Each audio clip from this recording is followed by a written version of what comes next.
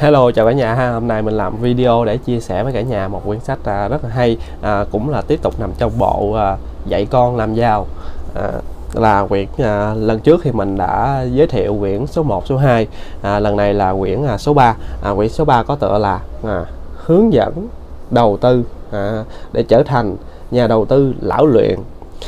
Quyển này thì phải nói là mình nó giống như là một cái bài học, một cái kim chỉ nam để cho chúng ta biết trước, lường trước và những bước cần phải làm, cần phải học hỏi, cần phải tìm hiểu, cần phải phát huy, cần phải nghiên cứu, chứ chúng ta không có nhắm mắt làm bừa được.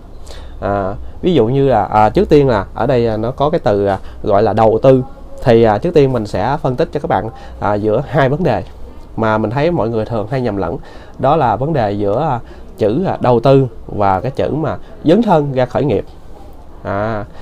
Dấn thân, cái từ khởi nghiệp đó có nghĩa là chúng ta ra chọn cho mình sản phẩm, chọn một cái lĩnh vực để chúng ta bắt đầu xây dựng cái công cuộc kinh doanh và chúng ta kiếm tiền. Thì khởi nghiệp có nghĩa là chúng ta không có tiền. Thường là khởi nghiệp thì chúng ta sẽ không có tiền, thì chúng ta làm từ từ lên để có tiền.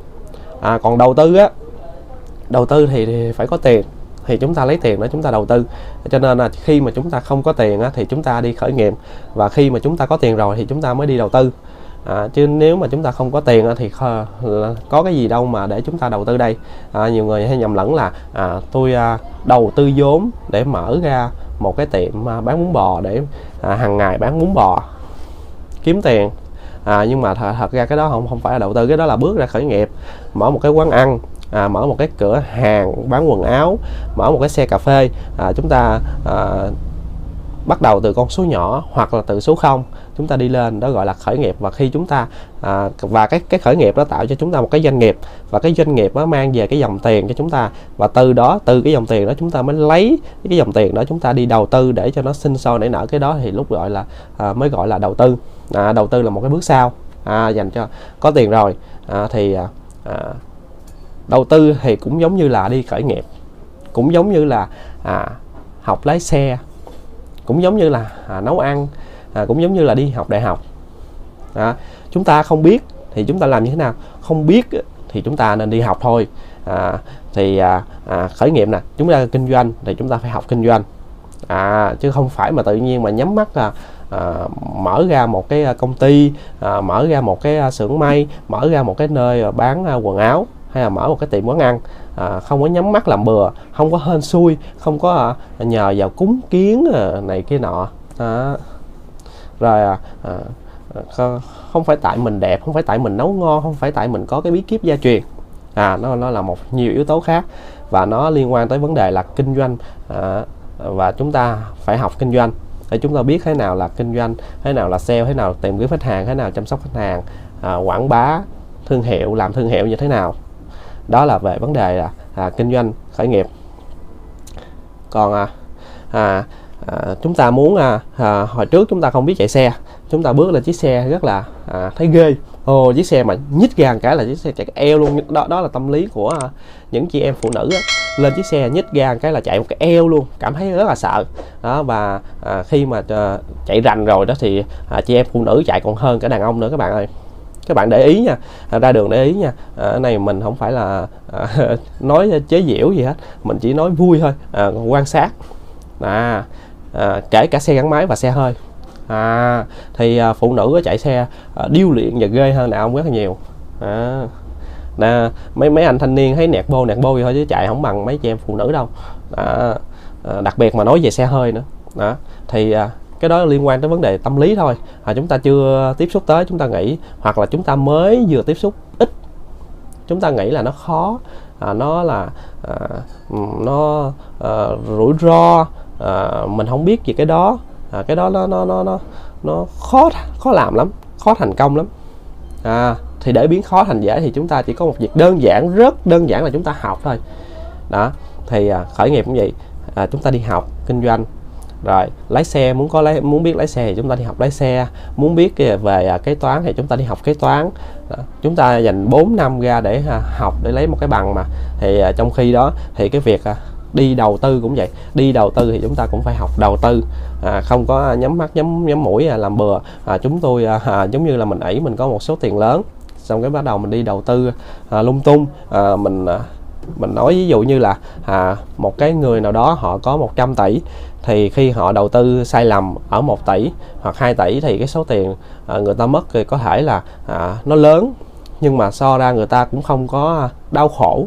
Còn những anh chị nào mà số tiền của mình kiếm ra cực khổ dành dụm bấy lâu nay, bao nhiêu năm trời mà được một số tiền, xong rồi chúng ta đem đi đầu tư mà chúng ta đầu tư sai thì chúng ta bị mất cái số tiền đó. Cảm thấy lúc đó rất là đau khổ các bạn ơi. Đó, thì cho nên chúng ta muốn cái việc đó dễ. Cái bước quan trọng là chúng ta muốn bất cứ một cái việc gì, chúng ta muốn nó dễ, chúng ta chỉ có một cái việc đơn giản nhất là chúng ta học thì nó sẽ thành dễ và nó sẽ giảm rủi ro cho chúng ta. Đương nhiên là sẽ không có một cái ai mà đứng ra nói rằng học xong cái này nè bạn sẽ được cái này được cái kia, bạn sẽ kiếm được 100 tỷ, bạn sẽ có được một ngôi nhà biệt thự ở quận 2 vân vân. Cái đó là không ai đảm bảo đâu. Cái chuyện chúng ta học xong và chúng ta phải cộng thêm cái nỗ lực của bản thân mình nữa. Không có một khóa học nào, không có một giáo viên nào mà gọi là cam đoan chắc cú là được hết trơn. Tất cả một phần học là một cái kiến thức, là một cái bệ phóng cho chúng ta, việc còn lại chúng ta phải nỗ lực nữa. Tuy nhiên bước đầu tiên để biến khó thành dễ thì chúng ta phải học. Chúng ta không biết đầu tư thì chúng ta học đầu tư. Thì quyển sách này dạy cho chúng ta về những cái cách đầu tư, những cái bài học xương máu trong cái việc đi đầu tư. Và nó còn nói tới một cái phương châm, có nghĩa là làm giàu nhanh. Thì trên đời này không có một cái cách nào làm giàu nhanh được hết. Không có thể nào mà đứng ra giữa đường giơ hai tay lên trời và hô rằng cuối năm nay tôi sẽ có được 1 tỷ, 100 tỷ, một căn nhà. Cái đó chỉ làm kích thích mình thôi, nhưng mà quay lại thực tế chúng ta phải nỗ lực rất nhiều. Cái điều đó nó có hiện thực hay không, hiện tại chúng ta đang làm cái gì, và chúng ta đang muốn thay đổi nó thì chúng ta làm thêm những cái gì để thay đổi đó, tăng nguồn thu nhập lên như thế nào theo thời gian, theo năm tháng, chứ không có cái chuyện mà chúng ta vẫn làm những việc cũ và chúng ta đứng ra giữa đường chúng ta hô hào có được cái thành quả rất là lớn, nhưng mà chúng ta vẫn làm cái việc cũ. Sáng hôm sau, tối hôm đó chúng ta hô hào, nhưng mà sáng hôm sau chúng ta quay trở lại làm cái công việc cũ, thì chúng ta chỉ có được những cái kết quả cũ thôi, không có được những cái kết quả mới đâu, mà còn ảo tưởng thêm cái kiểu là kết quả khổng lồ nữa. Thì điều đó là điều không thể nào, không khả thi và không thể nào mà nó thành hiện thực được. Không có một cái chuyện gì gọi là làm giàu nhanh. Tất cả chúng ta làm cái gì cũng vậy, chúng ta làm cái gì từng bước ra, làm từng bước, và làm tới đâu nó sẽ có những cái khó khăn trắc trở ngay cái vị trí đó, và chúng ta học cái cách vượt qua nó, giải quyết nó, tìm giải pháp. Gặp vấn đề chúng ta tìm giải pháp, và lúc đó càng ngày chúng ta nâng cấp con người chúng ta lên, nâng cấp lên, và khi mà tầm chúng ta nâng lên thì thu nhập chúng ta nó cũng tăng lên. Như vậy thôi, chứ không có cái chuyện mà làm giàu nhanh được. Trừ những trường hợp là trúng số, hoặc là gọi theo thầy mình gọi là trọc phú. Những cái trường hợp đó thì mình là không nói tới. Rồi cái quan trọng trong cái việc và sẵn đây mình cũng chia sẻ thêm, ví dụ như các bạn mà đây là về cuốn sách nói về đầu tư ha, những bài học, những vấp ngã về đầu tư. Còn mình thì hay nói về vấn đề đi khởi nghiệp, thì sẵn quyển sách này mình cũng chia sẻ thêm. Ví dụ như các bạn ra khởi nghiệp, các bạn không có tiền các bạn mới ra khởi nghiệp, đúng không? Thì chúng ta khởi nghiệp xong sẽ cái công cuộc kinh doanh của chúng ta nó phình to ra, thì chúng ta sẽ có dòng tiền, thì khi đó chúng ta sẽ lấy tiền đó chúng ta đi đầu tư. Cái đó là vế sau. Mình sẽ nói về cái, mình chia sẻ bây giờ những cái hiểu biết về của bản thân mình về cái vế trước, đó là cái vế kiếm tiền. Khi mà chúng ta ra khởi nghiệp thì chúng ta nên nhiều người cứ phải tìm mình phải có cái công thức gì đó, mình phải có cái bí quyết gì đó, mình phải là ngon nhất, mình phải là đẹp nhất, mình phải là số 1. Những cái đó đúng chứ không sai, nhưng mà cái dễ nhất, cái khuôn mẫu chung dễ nhất mà mình muốn chia sẻ với các bạn là các bạn hãy tập trung vào khách hàng. Khách hàng của bạn họ muốn gì, bạn hãy đáp ứng cái nhu cầu của khách hàng, bạn đáp ứng tốt nhu cầu của khách hàng dù bạn có một vài cái khuyết điểm trong cái khâu phục vụ, hay trong cái khâu về mặt bằng các bạn cũng không có được rộng rãi, hoặc là cái sản phẩm của bạn chưa có hoàn thiện lắm, hoặc là bạn không được đẹp hay vân vân. Tuy nhiên nhưng các bạn tập trung vào khách hàng thì điều gì sẽ xảy ra? Thì các bạn cứ tập trung vào khách hàng thì các bạn sẽ nghĩ tới những cái cách, những cái điều tốt đẹp nhất dành cho khách hàng của bạn, và từ đó nó sẽ kéo theo những cái hệ lụy khác.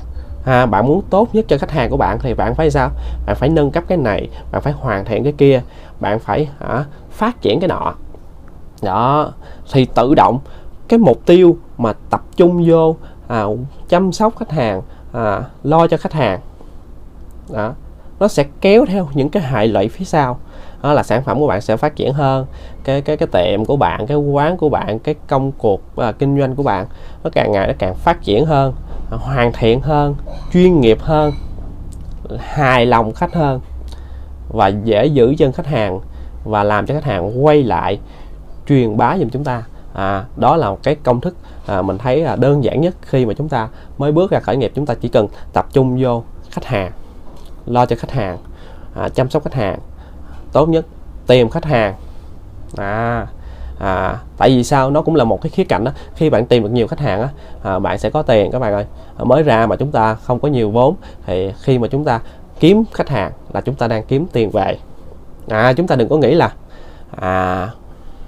chúng ta phải mặc bộ đồ đẹp, đi chiếc xe đẹp, những cái đó là những cái ở vế sau. Khi mà chúng ta có điều kiện rồi thì cái vế đó nằm ở vế sau, chúng ta mua cũng được, không có sao cả. Nhưng những lúc đầu tiên, những lúc khó khăn đó, cái này mình đang nói là những cái bạn mà ra khởi nghiệp từ số vốn nhỏ và bàn tay trắng nhé. Còn những bạn nào mà có điều kiện rồi thì có những cái đó thì quá tốt, nó tầm tăng. Ví dụ như chúng ta đi một chiếc xe hơi xịn, mặc một bộ đồ vest, thì chúng ta làm tăng cái nét chuyên nghiệp của chúng ta hơn, và tăng cái mức độ uy tín, tin tưởng, tăng cái mức độ tin tưởng trong ánh mắt nhìn của khách hàng đối với chúng ta hơn, đối với cái doanh nghiệp chúng ta hơn. Đó là dành cho nếu có điều kiện thì tốt, còn nếu không có thì chúng ta nên hạn chế chi tiêu, tập trung vào tìm khách hàng, chăm sóc khách hàng, và mình làm hài lòng khách hàng thì chúng ta sẽ có nguồn thu nhập vào, và nó kéo theo những cái hệ lụy là phát triển sản phẩm, phát triển dịch vụ, phát triển cái thương hiệu, và phát triển cái doanh nghiệp của bạn lên. Và đến đây chia sẻ của mình đã hết. Mình xin một phút giới thiệu. Mình tên là Tôn Văn Hiếu. Hiện tại mình đang hoạt động kinh doanh tại Hủ Tiếu Nam Giang Hàng Quán. Địa chỉ là 16/1 đường Nguyễn Văn Thương, phường 25, quận Bình Thạnh. Các bạn yêu quý mình hãy tới ủng hộ mình nhé. Mình rất là yêu quý các bạn. Xin chào các bạn. Hẹn gặp lại các bạn vào một video tiếp theo. Xin chân thành cảm ơn.